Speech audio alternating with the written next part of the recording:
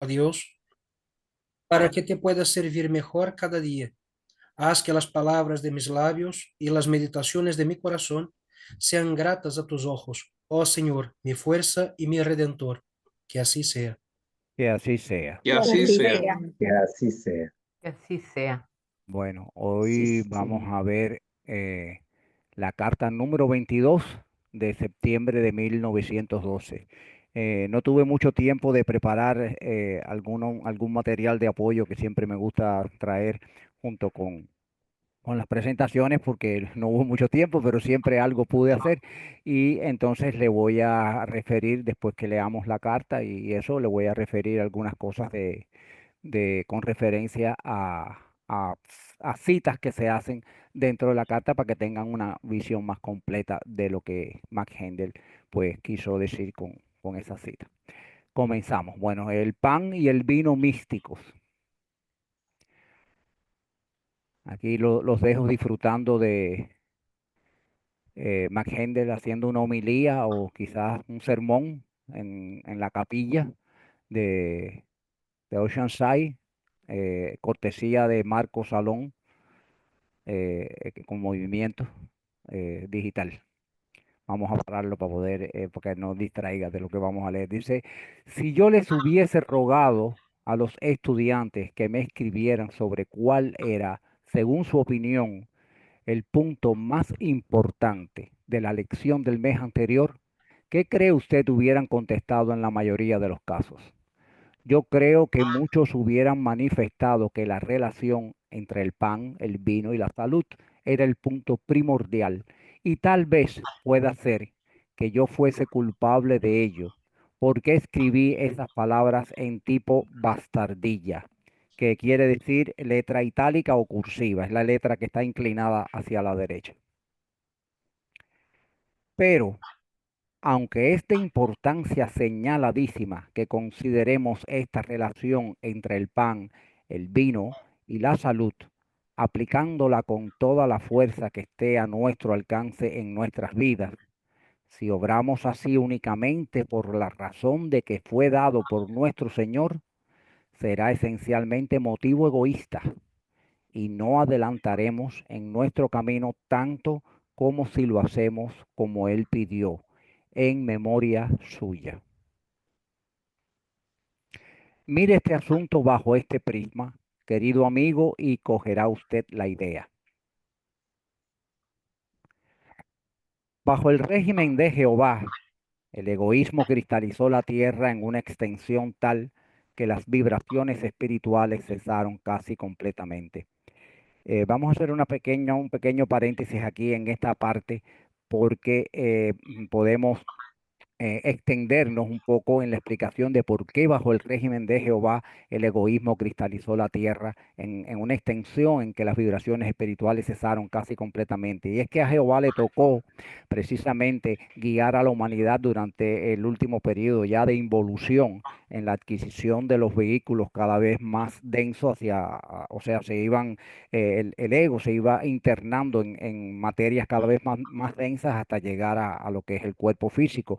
Y de esta manera, aquel sentido de unión que se tenía en los mundos más sutiles, cuando todavía el ego no estaba completamente dentro de la materia, pues mantenía la relación de que éramos todos provenientes de uno y se mantenía, vamos a decirlo de esta manera, una fraternidad universal inconsciente, impensada, ¿no? Porque el ego podía ver de dónde provenía y podía ver a Dios, lo sentía y lo veía directamente, pero una vez que fue necesario para el dominio del mundo físico, que el ego entrara completamente en la materia, pues esto fue a base de la pérdida de esa visión espiritual y de ese concepto de unidad que se tenía. Desgraciadamente o afortunadamente a este gran ser que nosotros llamamos Jehová, que es el tercer aspecto del Dios triuno, pues le tocó esa parte, vamos a decir, poco placentera, ¿no?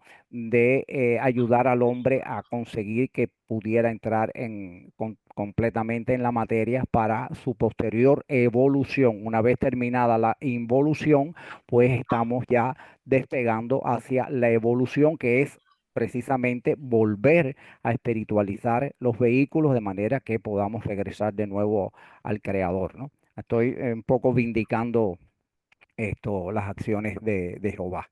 Vuelvo a leer el párrafo para que no disgregarme del sentido central de la carta. Bajo el régimen de Jehová, el egoísmo cristalizó la tierra en una extensión tal que las vibraciones espirituales cesaron casi completamente.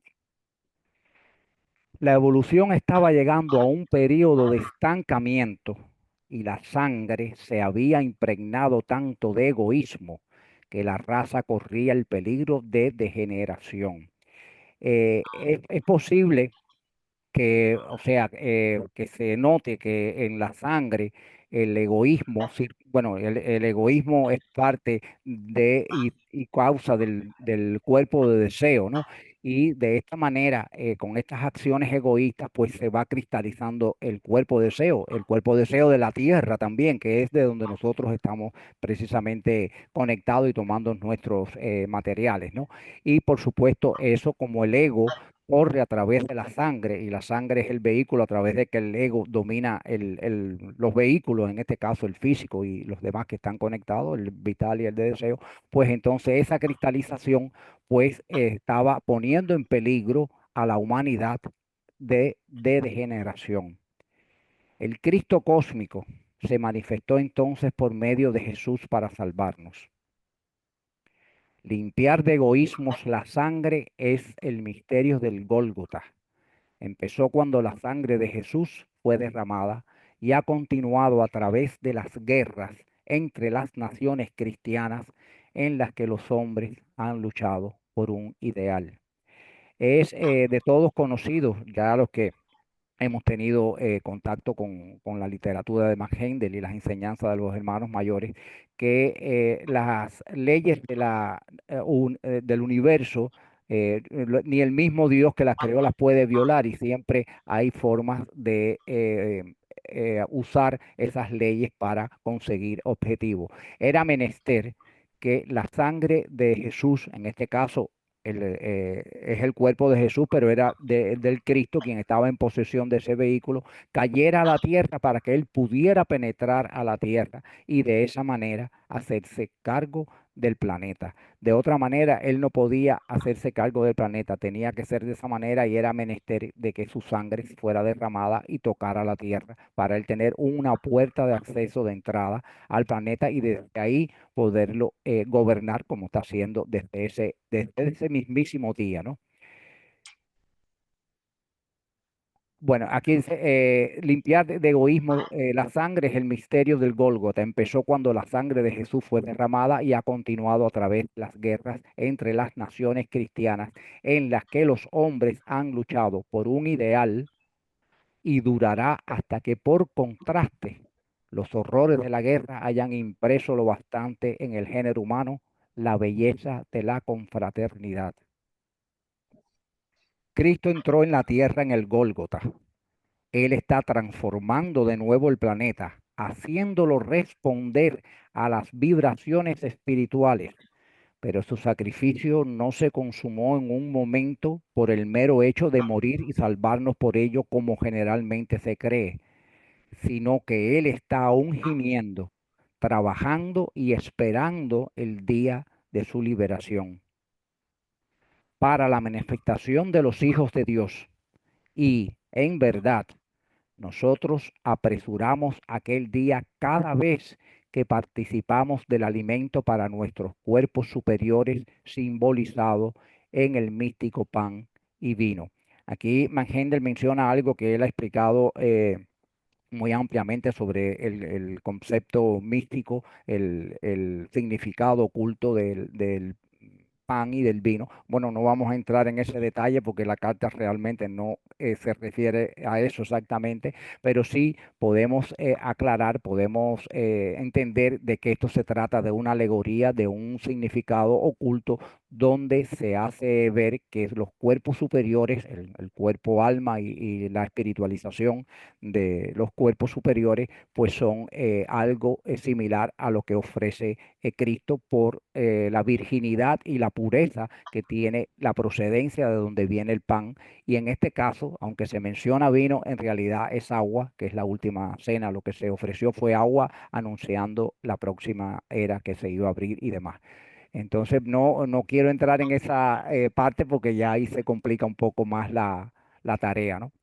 Continuamos. Pero esto tendría mayor eficacia para acelerar nuestra propia liberación y para activar el día de nuestro Señor si lo hiciéramos siempre en memoria de Él. Ok, lo que quiere decir aquí Maghendel es que nuestros actos de caridad, nuestros actos que hacemos, nuestro comportamiento para elevar y espiritualizar los vehículos superiores, pues debemos hacerlo siempre pensando en que estamos sirviendo al Cristo, al ideal crístico y sirviendo a la liberación del Cristo. ¿Recuerda usted la visión del caballero Launfal? No fue la magnitud de la dádiva lo que se tuvo en cuenta. La moneda de oro que le arrojó al pordiosero tenía más valor material que el mendrugo que le dio más tarde.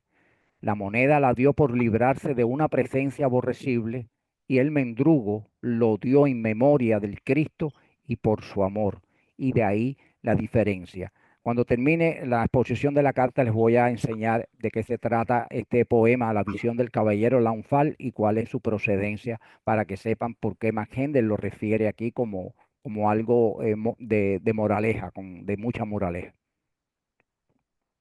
Y dijo el caballero Launfal: contemplo en ti una imagen de aquel que murió en la cruz. Tú también has tenido tu corona de espinas, tú también has recibido los bofetones y desprecios del mundo. Y a tu vida no le ha faltado las heridas de las manos, los pies y del costado. Y dulce hijo de María, reconóceme, mira, por él te doy a ti. Cuanto más cultivemos el espíritu de hacer todas las cosas por el amor de Cristo y su liberación, tanto más fructíferas serán las vidas que llevemos. Hasta aquí la carta número 22. Voy a compartirles ahora un momentico para dejarles claro lo del poema y por qué Maghendel se refiere a esto. Un segundito nada más.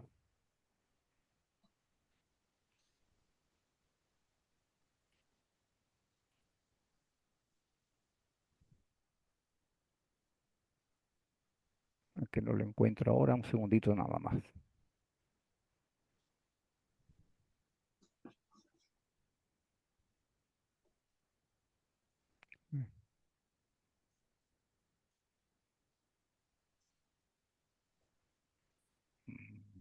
Bueno,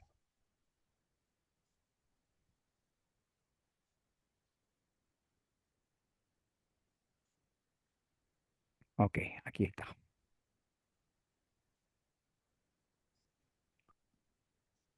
Ok, ¿pueden ver ahí lo que tengo en la pantalla? Se ve, ok. Bueno, la visión de Sir Launfal se refiere a un poema titulado así, escrito por el poeta estadounidense James Russell Lowell en 1848. El poema es una versión romántica de la leyenda artúrica de Sir Launfal, un caballero de la mesa redonda. En realidad no era de la mesa redonda, pero sí era de la corte del rey Arturo. Sir Launfal emprende una búsqueda para encontrar el Santo Grial, pero en el proceso experimenta una visión que le enseña una lección de humildad y caridad. Por eso es que Maghendel hace referencia por lo que continúa. Durante su búsqueda, inicialmente desprecia a un mendigo, pero después de una larga travesía y fracasos, regresa empobrecido y aprende que el verdadero significado del grial no está en un objeto sagrado, sino en los actos de compasión. Al darle pan y agua a un mendigo, Sir Launfal experimenta una revelación. El verdadero grial es el amor y la bondad hacia los demás. Al principio, cuando él salió del castillo, a buscar el Santo Grial, se encontró con este mendigo que era un leproso y le lanzó una moneda, como quien hace algo porque tiene que hacerlo, porque ha oído que es dable hacerlo. Sin embargo, no lo hizo con el amor que de verdad se dan las entregas, ¿no? Pero al regreso, como regresó empobrecido, como dice la historia, pues entonces se volvió a encontrar el mendigo, pero esta vez sí le dio el pan y el agua, de manera que lo hizo en nombre del Cristo, ¿no? Lowell, el autor de este poema, usa esta historia para transmitir una enseñanza moral y espiritual, mostrando que la verdadera nobleza y santidad no provienen de gestas heroicas, sino de la bondad y la compasión hacia los necesitados. La leyenda artúrica de Sin Launfal proviene de la tradición medieval y está principalmente basada en el lay. El lay es un poema narrativo corto que es una canción también, sirve para los juglares cantar, titulado Sir Launfal, escrito por Thomas Chester en el siglo XIV. Esta historia, a su vez, se inspira en un relato más antiguo de la escritora francesa María de Francia, Marie de France, llamado Launval. O sea, el autor Thomas Chester se inspira en un poema de la edad media, de la medieval del siglo XII, llamado Lanval, escrito por una persona llamada María de Francia. La sinopsis de la leyenda de Ser Lanfal, más o menos ya ustedes vieron anteriormente. Es un noble caballero de la corte del rey Arturo, pero cae en desgracia cuando la reina Ginebra lo desprecia y sufre injusticias en la corte. Avergonzado y empobrecido, abandona Camelot, que es el palacio del rey Arturo, ¿no? En su exilio, Launfal se encuentra con una misteriosa y hermosa dama férica. Férica quiere decir relativo a las hadas, es como un hada mágica, ¿no? Llamada Trayamur en algunas versiones, quien le ofrece su amor y riquezas, con la condición de que nunca revele su existencia. Gracias a su nueva fortuna y la protección de su amada, Launfal vive en prosperidad y se convierte en un caballero aún más honorable. Sin embargo, cuando regresa a la corte de Arturo, la reina Ginebra intenta seducirlo. Al ser rechazada, lo acusa falsamente de haberla insultado y de haber afirmado que su amada Feérica es mucho más hermosa que ella. Enfrentando a un juicio, Launfal se ve obligado a revelar la existencia de su amada, rompiendo su promesa. Como castigo, su amada desaparece y él queda en una situación desesperada. Sin embargo, en el último momento, la dama feérica reaparece y lo rescata, llevándolo a su reino mágico, donde vivirán felices por siempre, alejados del mundo humano. Aquí la moraleja principal es el encuentro que él tiene, y es lo que refiere Macgende en la carta, el encuentro que él tiene con el pordiosero y la forma de dar. No solo sirve dar, hay que dar con amor, hay que dar con caridad, como dice San Pablo. Lo principal es el amor. Si no hay amor, no importa que yo tenga, me quemen mi cuerpo en entrega, si no lo hago con el sentido de la caridad, y en este caso principalmente en el nombre de él, en el nombre del Cristo, ¿no? Aquí les voy a enseñar. Bueno, este es el poeta de ese poema, James Russell Lowell, que lo escribió en 1848, norteamericano de Massachusetts, fue embajador en España. Este es el señor. Este es, bueno, la ficha, vamos a decir, la pequeña ficha biográfica de Thomas Chester, en el cual él se inspiró, en la historia que él se inspiró. No tengo foto del señor Chester, parece que en el siglo XIV no habían cámaras digitales. Y este señor Chester se inspiró en el poema de María de Francia llamado Lamballe. Y esta es María de Francia, que estuvo activa entre 1160 y 1215. Estamos hablando siglo XII. María de Francia, en francés, Marie de France, fue una poetisa nacida en Isla de Francia, que era Francia en aquella época, ¿no? Vivió en Inglaterra a finales del siglo XII. No se sabe prácticamente nada de su vida, aunque escribió en anglo-normando, una clase de lengua hablada entre las élites de Inglaterra. Aunque no se conoce la identidad de María de Francia, el nombre se ha deducido de una de sus obras, Marie a un nom suffit de France. En español, mi nombre es María y soy de Francia. Fue la primera poetisa en lengua francesa, escuchen bien, siglo XII, y sus obras son una de las primeras muestras de amor cortés en la literatura. Fue una mujer que contaba con una gran cultura y sabía latín. Tradujo de esta lengua el Purgatorio de San Patricio, obra que narraba el viaje mitológico de este apóstol irlandés al más allá. Además de esta traducción, se le atribuyen dos obras originales. 12 lais, que son los poemas cortos que habíamos visto anteriores, 12 lais bretones y Isopet, una adaptación de las fábulas de Sopo. Recientemente se le ha atribuido una hagiografía llamada La Vie Saint Audrey, que es la vida de Santa Audrey. Una hagiografía es la biografía de un santo, es la vida explicada de un santo, se le llama hagiografía. Bueno, hasta aquí el material de apoyo, no fue mucho, pero por lo menos les da una idea más cabal de lo que están esto, viendo. Y bueno, nada, pues comenzamos con las preguntas y Gracias, Armando. Muchas gracias, hermano.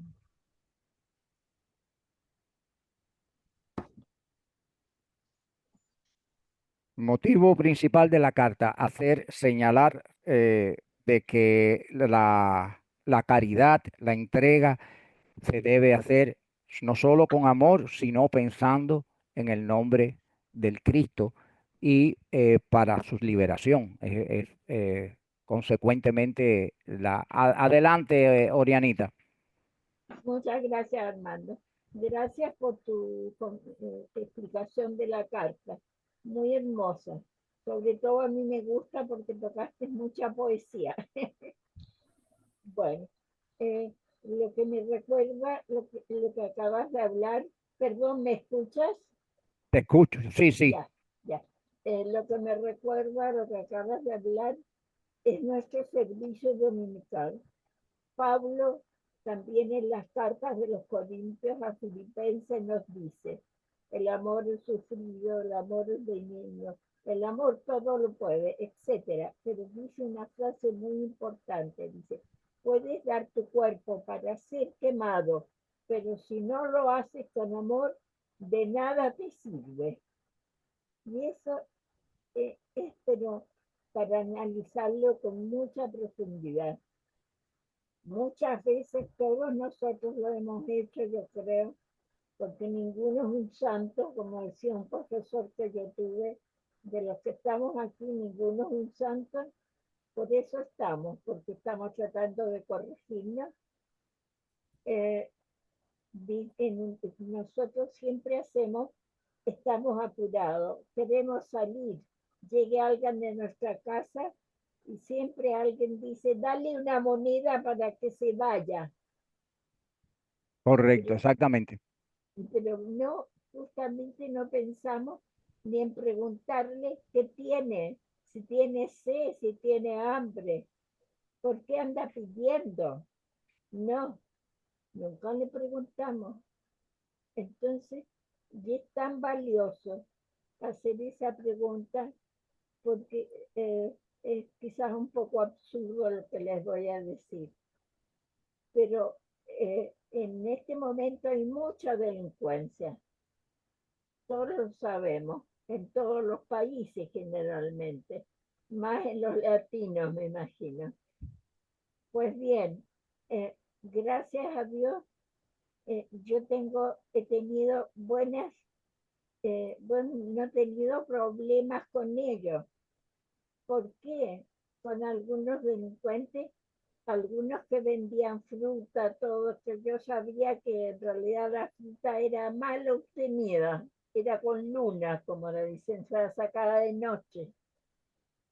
Y yo le preguntaba, ¿la sacaste con noche? No, patrona, no me pregunte esas cosas, no es que yo no voy a tener que mentirle. No me mientas, le decía yo, pero tuviste necesidad de hacerlo.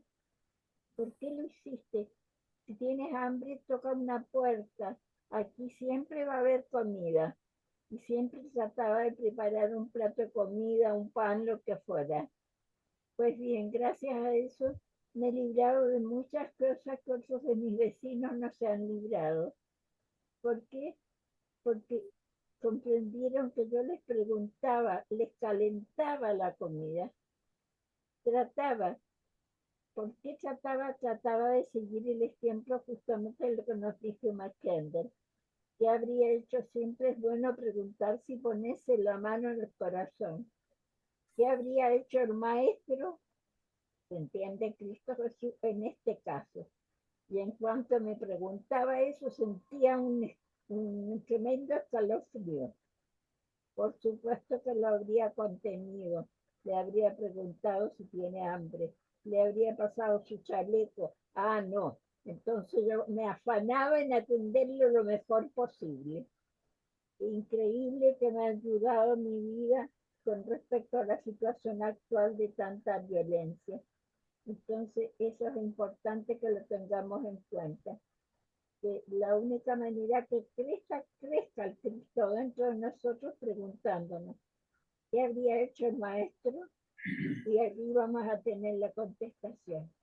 Muchas gracias, Armando. Gracias por la Gracias, Oriana. Como siempre, tus acotaciones y tu participación tan sabia y tan complementaria a toda esta filosofía.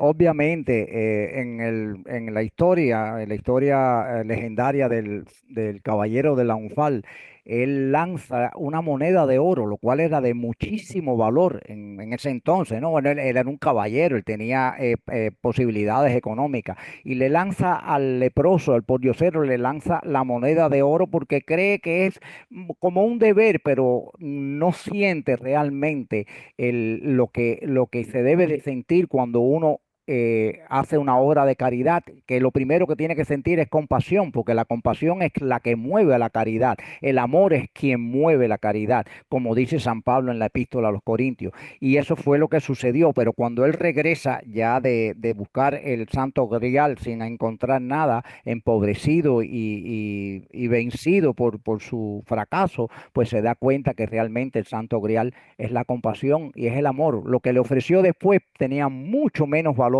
que la moneda de oro que le dio, que le tiró al principio cuando iba hacia esa misión. Y al regresar lo que le dio fue pan y agua, solamente eso, pan y agua, pero se lo hizo en el nombre de Cristo y esa fue de verdad la verdadera obra de crecimiento anímico, la verdadera obra de liberar al Cristo y crecer en lo personal también, porque una cosa no está vinculada a la otra, no se puede desligar. Alberto tenía la mano levantada, pero se le cayó el brazo, creo. No, ahí está, ahí está. Adelante, Alberto, adelante. Gracias, Armando. No, ningún problema. Lo siguiente, quería aportar un poquitito porque es una carta muy interesante esta. Y gracias, Armando, por lo completa que es. Y además que se aporta más de lo que dice. No hay que olvidarse que esta carta fue hecha en el año 1912 por Max Hendel.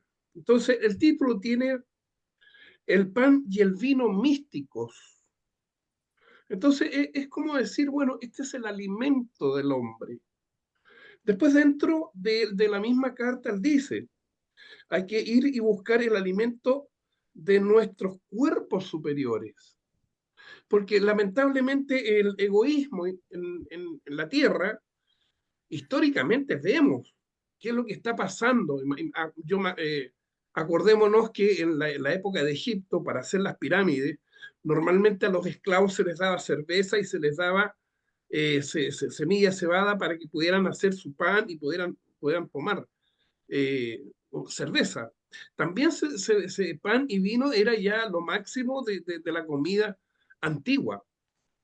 Por eso se asocia mucho la alimentación al pan y el vino. Y el vino encierra en sí algo que es fundamental. El vino se va directo al hígado. Y no nos olvidemos que en el hígado justamente está el átomo simiente del cuerpo deseo. Y es el vino, una vez, esto lo puede decir cualquier médico, cuando entra en la sangre, fíjense que la sangre es muy importante. No nos olvidemos que todo se graba, toda nuestra vida física en nuestra sangre. Acuérdense que el primer el primer soplo de vida es la inspiración, cuando golpea, ¿no es cierto? O la guagua, el médico la golpea y se produce el llanto, la primera inspiración, es el momento en que comienza esa vida a grabar en su sangre su propia vida. Y el último aliento, cuando ya fallece la persona y suelta ese soplo nuevamente de vida, inmediatamente ahí se corta esa vida y deja de grabarse la vida en la sangre. Por lo tanto, es sumamente importante. Fíjense que el pan y el vino es algo directo que llega directo al hígado y que inmediatamente el hígado deja de procesar cualquier alimento y comienza a procesar solo el vino. Por eso que es tan místico. Por eso que esto, sinceramente, es decir, bueno, el vino te desconectarte de arriba. El vino te hace que no veas los mundos superiores. El vino te hace ser tú, pero cuidado con el exceso. Cuidado con ese exceso porque dejas de ser tú y evidentemente cuando quieres caminar solo te vas a tropezar y te vas a caer. Por eso que se habla de eso, pero la verdadera alimentación nuestra, ¿cuál vendría a ser? La que alimenta a los cuerpos superiores. ¿Y cuál es ese alimento? El servicio a los demás. Entonces ahí es donde Max Gender pone este ejemplo de Sir Launfal. Él sale de un castillo, de su castillo. Él es un caballero porque anda sobre un caballo. Y en esa época era estatus.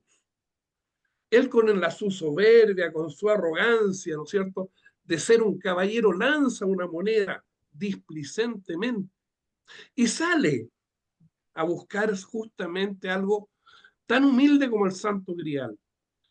Después de muchos años, de muchos desengaños, viene de vuelta ya derrotado, viene de vuelta de un camino azaroso, tratando de encontrarlo.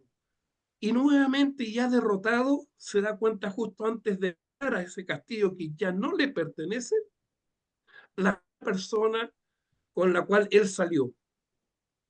Ahí por primera vez una iluminación, Launfal, de decir, ¿no es cierto? Lo que busco no está afuera, lo que busco está dentro de mí. Eso es lo que quiere enseñar esto es Launfal. Por eso que todos nosotros, cuando llegamos a Navidad, evidentemente siempre se habla de que el niño nazca dentro de nuestros corazones. Podrán nacer 1000 veces Jesús en ese nacimiento en diciembre, pero si no nace dentro de uno, no sirve de nada. Eso es lo que se encierra en estas enseñanzas.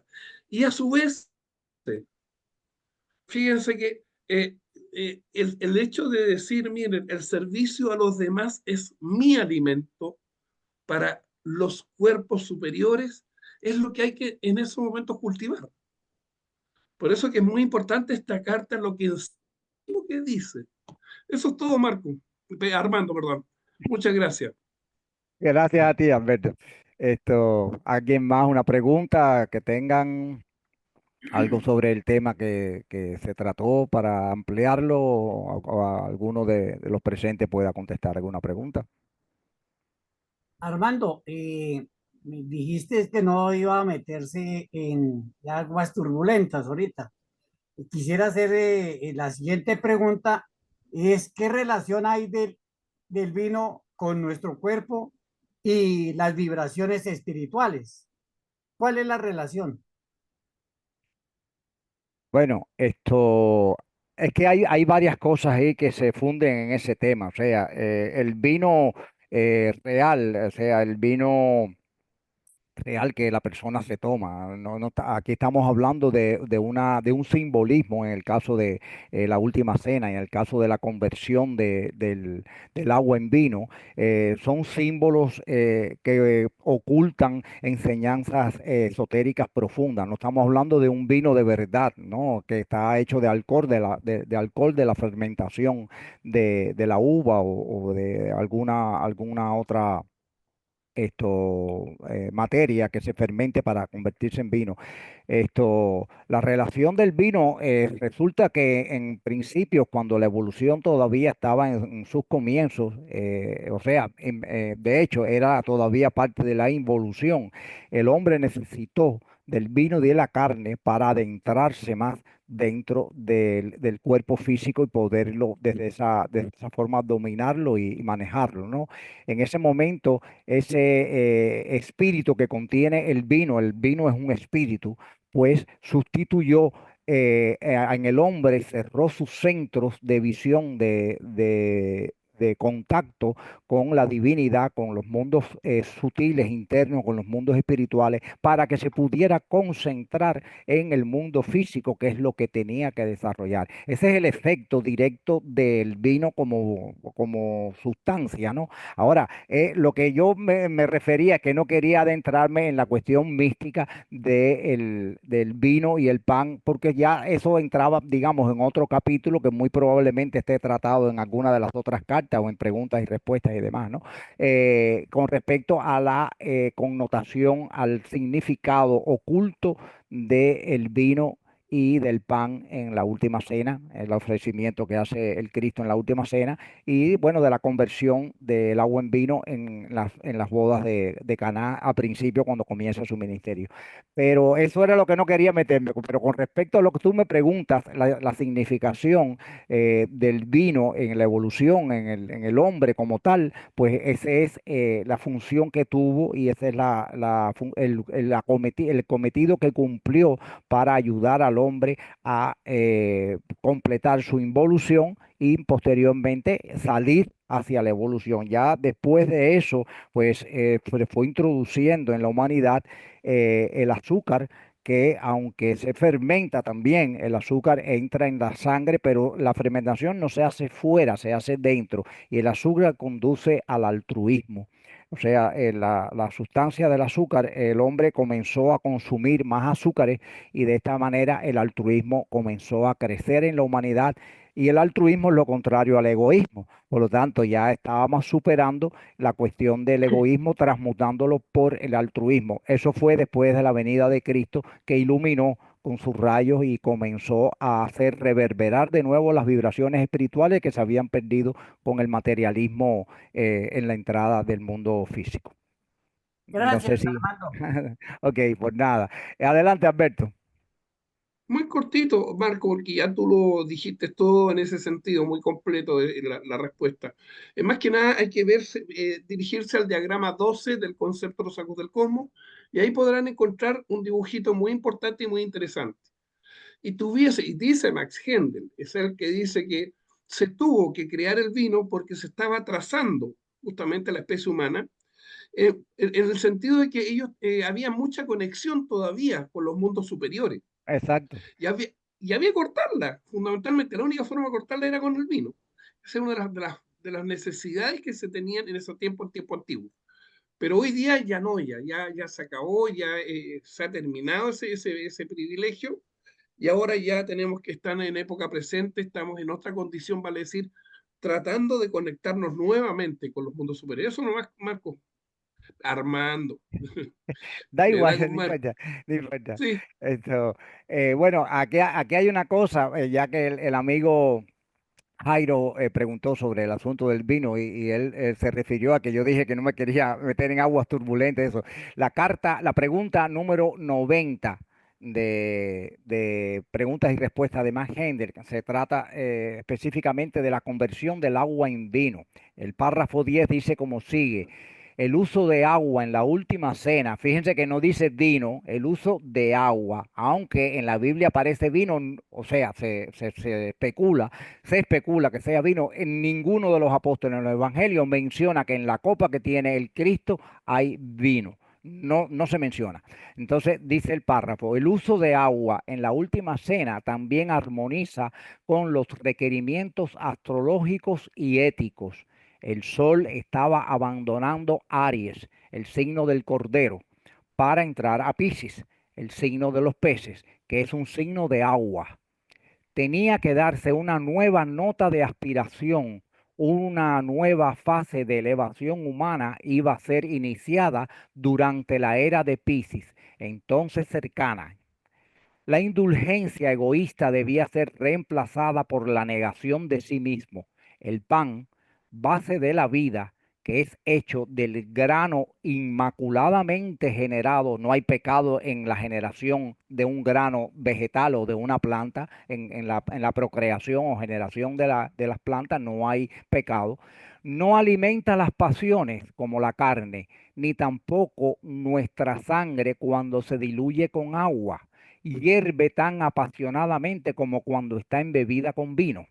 Por consiguiente, el pan y el agua son alimentos adecuados y símbolos de ideales durante la era de Piscis Virgo. Se dice Piscis Virgo porque Piscis es el contrario de Virgo, o al revés, Virgo es el contrario de Piscis. Por eso la era que inauguró el Cristo, que fue la era de Piscis, o la pronosticó, se adora a la Virgen, porque es el contrario a Piscis, ¿no?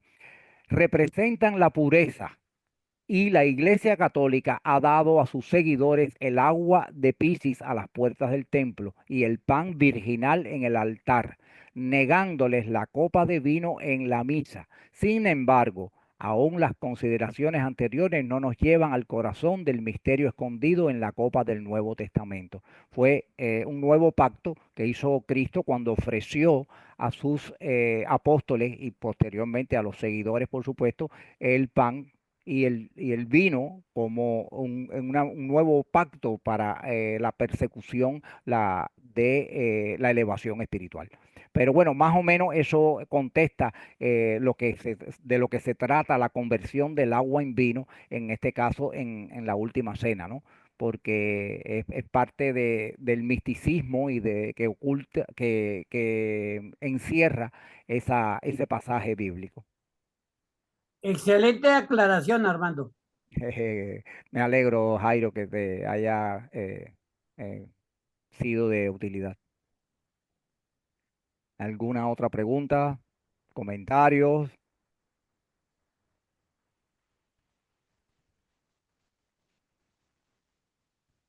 Yo quería decir una cosita, bien pequeña, Adelante, adelante, Carmen, adelante.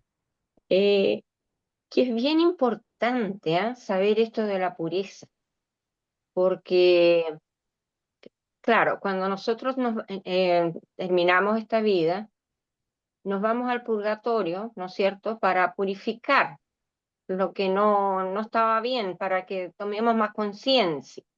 Después que hemos purificado eso y que nos hemos purificado, podemos subir al cielo y ahí recibimos lo contrario, o sea, las cosas buenas que hemos hecho. Y aquí hay algo bien, es lo que iba a decir, que es bien importante, según lo que yo vi, de que el mundo del deseo es el mundo de las pasiones, de las emociones y del sentimiento. Y en las regiones superiores del primer cielo hacia arriba, naturalmente es el sentimiento lo que importa. Entonces las cosas buenas que nosotros hemos hecho en este mundo tienen que haber para que las podamos sentir y disfrutar, como quien dice, en el cielo, en el primer cielo, tenemos que haberla hecho de corazón, con toda nuestra mente y con nuestro corazón, o sea, dándonos nosotros mismos. La persona que, por ejemplo, hizo muchas obras buenas, por ejemplo, con su dinero, hizo una iglesia, hizo una biblioteca, hizo qué sé yo, cuánta cantidad de obras, pero que lo hizo por, dijéramos, por aparecer o sin darse a sí mismo, como dice la carta, la cosa no le va a servir de nada, no va a sentir nada. Y lo peor es que se va a quedar en la cuarta región, que es justamente donde están las personas que tienen mucho materialismo todavía. O sea, de que les interesa mucho el negocio, el dinero, todas esas cosas. Entonces no pueden pasar al primer cielo. Entonces la importancia que yo le veo a esta carta es esa, que nos enseña que para poder realmente tener ese alimento espiritual y crecer y evolucionar, tenemos que servir, pero de corazón, absolutamente de corazón, con toda nuestra mente y nuestro corazón, dándonos nosotros mismos. Por ejemplo, y hay muchas veces que se dice, por ejemplo, hoy, pero si no tiene dinero, no puede hacer nada, que no puede servir. Pero qué cosa más errónea. Tú no tienes para qué tener dinero para servir y hacer todas las cosas que hace otra persona que tiene dinero y que no lo hace con amor. Puedes dar una sonrisa. Puedes dar, por ejemplo, cuando una persona está triste, escucharla, dejarla hablar, que se desahogue. Y al final, si es que se da la situación, decirle algunas palabras para que saque esa tristeza y transforme esa tristeza en algo positivo, en algo que le ayude a seguir viviendo, a seguir trabajando en su interior. Eso es. Muchas gracias. Gracias, Carmen, gracias. Muy acertada tu opinión sobre ese asunto, porque realmente es así. No, de nada sirve el dar si no hay una verdadera entrega y una verdadera compasión detrás de lo que mueve a ese acto de caridad supuesto, porque muchas veces solamente para dar a conocer bondades que realmente no existen en el corazón de la persona que está dando. Y existe hoy en día muchas personas que aparecen como filántropos y son catalogados como filántropos y nada más lejos de esa realidad, nada más lejos de esa realidad. Desgraciadamente sucede con mucha frecuencia y nosotros, bueno, ya en posesión de estos conocimientos que van más allá de lo exterior, sino que se adentran en lo oculto y en lo que es realmente la raíz de las causas de las cosas, pues tenemos que ser más conscientes y más seguidores de ese precepto de darnos a nosotros mismos, entregarnos a nosotros mismos en servicio, porque es la manera más rápida, como dice Max Hendel, más corto, el camino más corto y más gozoso hacia la liberación y hacia el regreso a la divinidad, que es el último objetivo de todo esta vuelta evolutiva.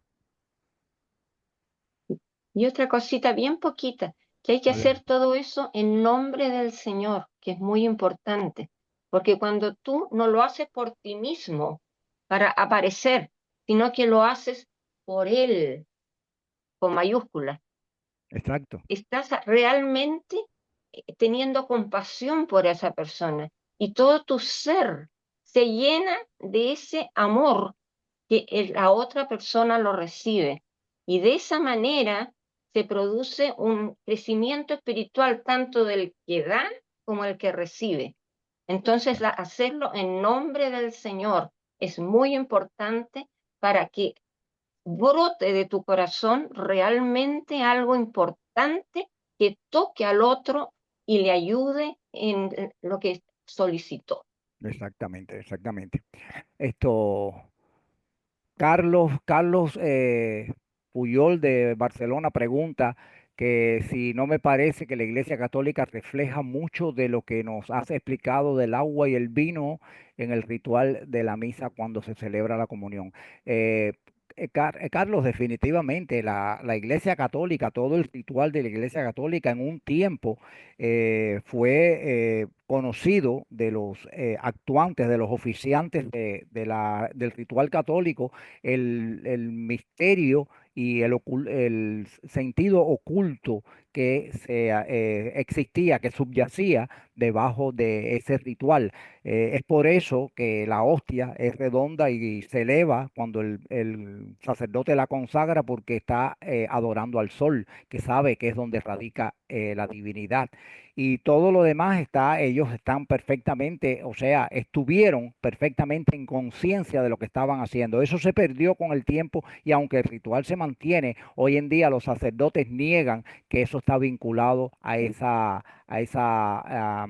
ese conocimiento oculto. Pero sí, definitivamente es parte de eso. Es que la Iglesia Católica sí conocía de estos conocimientos, tenía noción de estos conocimientos, y cuando los practicaba sabía conscientemente que era lo que estaba haciendo. Eso se perdió, pero todavía sigue el ritual, y la consagración de la hostia no es más que cuando el sacerdote la eleva hacia más arriba y mirando hacia el cielo, está pues adorando a quien a los tres que viven en el sol, definitivamente, al Dios triuno, al jefe, vamos a decir. Adelante, Marco. No, cortico, porque no hay mucho que decir. A veces somos un poco egoístas cuando servimos para crecer espiritualmente.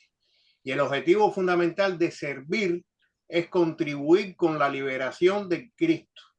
Porque mientras más personas sean mejores, más rápido ese espíritu que está encadenado al planeta nuestro se liberará. Muy bien. Así es, con toda certeza. Gracias, Marco, por esa intervención tan oportuna. Adelante, Susana. Sí, buenas noches, muchísimas gracias, Armando. Muy bella esta carta y muy interesante. Pero bueno, yo entiendo lo que dice Marco, pero discrepo un poquitico con él, porque yo creo que el objetivo del servicio no es en sí liberar al Cristo. Yo creo que el objetivo del servicio es el servicio en sí, es avanzar la humanidad, es que la humanidad cumpla con los planes, con lo que está planeado para la humanidad como tal. Y a medida que eso suceda, entonces el Cristo se va a liberar. Pero no es el objetivo liberar al Cristo, es una consecuencia. Es una consecuencia de lo que va a significar el servicio y la liberación de la humanidad. Pienso yo. Bueno, es que realmente, o sea, en el nombre de él, cuando se hace el servicio, ya es recíproco, es un rebote. Uno hace el servicio, lo ayuda a liberar a él de su encadenamiento, y a la vez uno está elevándose. La carta misma lo dice, la mejor forma de podernos elevar es cuando lo hacemos en el nombre de él. O sea que ambas cosas vienen vinculadas, no se pueden separar. Cuando uno hace servicio con amor y en el nombre del Cristo, ya uno se está elevando sin pedirlo y sin pensarlo. No hay que pensarlo, ni pedirlo, ni quererlo siquiera. No se hace con ese objetivo. El solo hecho de hacerlo por la liberación del Cristo, que bueno, se sacrificó por nosotros, ¿no? Porque aún sigue preso, ese ser tan grande sigue preso, constreñido en la materia densa del planeta Tierra, y sigue sacrificándose por nosotros. Pues el hecho de que nosotros aportemos a su liberación ya es pues directamente proporcional al premio de que él se libere, ¿eh? Digo, esa es mi opinión. No sé, Marco, ¿qué dice? Porque nombraron a Marco aquí en este comentario anterior. No. Yo lo único que dije es que uno debe servir para mejorar y por ende el Cristo, para liberar al Cristo. O sea, si hacemos el servicio para acumular tesoros, aunque sea en el cielo, es una forma un poco egoísta. El servicio se hace sin pensarlo. Se hace desinteresadamente, y cuando digo desinteresadamente, incluye tesoros en el cielo. O sea, usted hace el servicio y sigue adelante. Y con eso, el objetivo fundamental es liberar a Cristo. ¿Por qué? Porque el planeta lo tenemos que llevar nosotros. Nosotros somos los responsables, los espíritus que moran en él, de llevar este planeta. Y eso va a lograrse cuando el Cristo se libere. Y para que el Cristo se libere, él tiene que venir de nuevo. Se supone que eso va a ser en la sexta época. Se dice Mark Hendel, que se atreve a asegurar que dentro de unos 3000 años, en la era de Capricornio, pudiera ocurrir eso en la sexta época. Pero si nosotros nos seguimos demorando, no van a ser 3000, van a ser a lo mejor 6000, o vaya usted a saber. Por eso es importante que la humanidad coja conciencia de estas cosas para poder llevar a cabo la liberación del Cristo. Y hay un dicho muy común en habla hispana que dice, haz bien y no mires a quién. Esa es la forma de servir, hacer el bien sin esperar recompensa ni inmediata ni a largo plazo. O sea que se hace el bien por el placer y por la compasión de hacerlo. Y esa es precisamente el objetivo de eso, ¿no? Marco Pérez, adelante. Sí, sí, Armando, gracias. Gracias por la lectura y muy buenas explicaciones. Muchas gracias. Gracias. Este, yo quería solo añadir de que también en la historia del Sir Lanford, él, él comparte, lo único que tiene es un pedazo de pan y lo comparte con el mendigo. Entonces, eso es también el mensaje de que nosotros lo que tenemos, aunque no tengamos para dar, pero podemos compartir lo que tenemos, ¿sabes? Ese es un mensaje muy bonito porque no todos podemos dar, no todos tenemos nada y el compartir es una parte de darnos a nosotros mismos, lo único que tenemos, compartirlo. Él partió su pedazo de pan y cogió un pedazo de hielo para hacer agua, y eso fue lo que hizo, o sea, no tenía nada. Eso, Nada. eso fue, o sea, un mensaje muy bonito, el de compartir lo único que tengamos. Se entregó a sí mismo. Sí, es muy bonito, sí. Muchas gracias. Gracias, Marco. Efectivamente, tiene más mérito el que no teniendo nada, lo poco que tiene lo comparte. Al que tiene mucho, no le duele desprenderse de algo que realmente no le va a hacer ni siquiera mella, ¿no?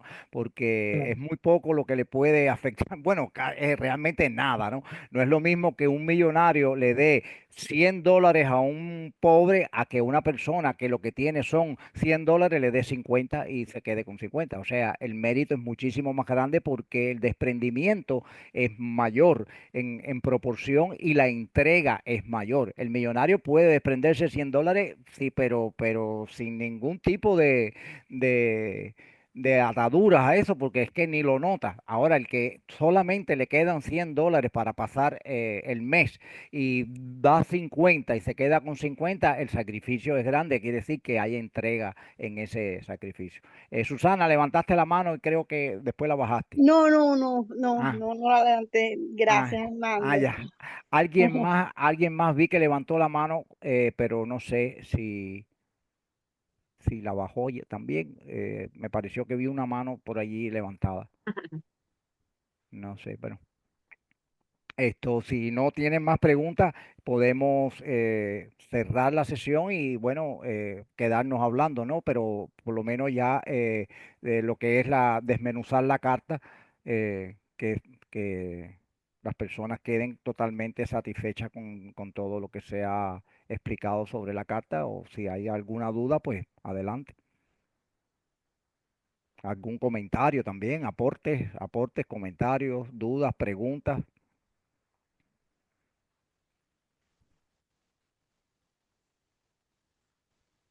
Seguimos a posterior. Ok.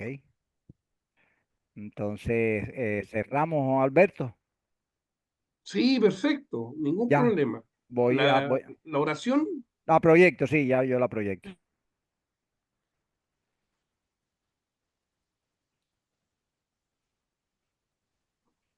y como dice Marco, alguna muchachita que quisiera decirla.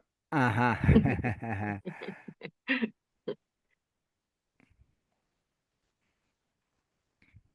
¿Alguna voluntaria? Yo Bueno, les si no hay nadie, digo, la digo yo. Ah, no, hay otra persona, adelante. Ya, gracias. Plegaria para los estudiantes. Acrecienta mi amor por ti, oh Dios, para que te pueda servir mejor cada día.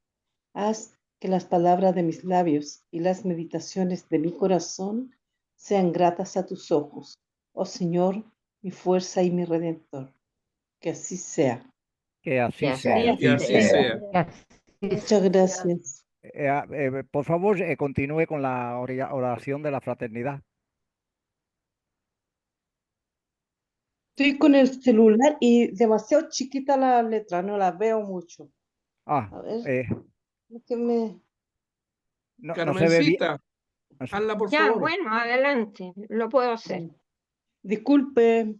Ay, No, pues. No hay problema. De todas maneras, oración por la fraternidad.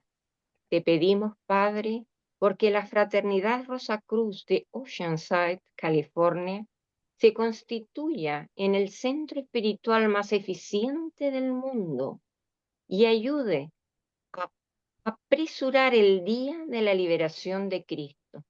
Te pedimos muy especialmente bendigas a los trabajadores de la sede central y a todos los centros, grupos y miembros de la fraternidad para que día a día se fortalezcan y para que lleguen voluntarios que ayuden a hacer realidad la visión de Matt Hitler, según la cual vio a nuestra sede central y una larga fila de personas viniendo de todas partes del mundo para recibir la enseñanza y saliendo de allí luego para llevar el bálsamo a los afligidos de cerca y de lejos. Que así sea. que así Que así sea. sea.